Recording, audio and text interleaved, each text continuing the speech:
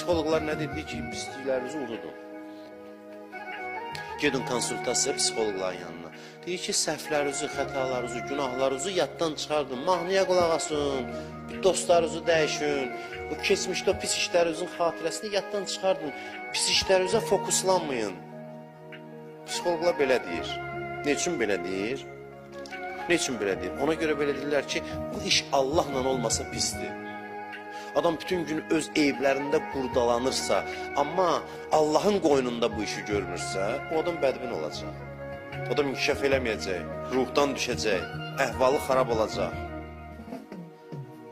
Amma Allahın qoynunda bu iş olanda olur ləzzətli günahları etiraf eləmək. Bu biz nə oxşayır? Uşaq görsən gəlir anasına sığınır, deyir məsələn, mama, məni filan kəs vurdu məni. Filan kəs vurdu divəylə, ana başlayır buna nəvaziş eləməyə, sığal çəkir filan deyir, düşək gedək dükandan bir şey alaq, başlayır bunun könlünü almağa. Bu deyir, nə yaxşı şeydir bu.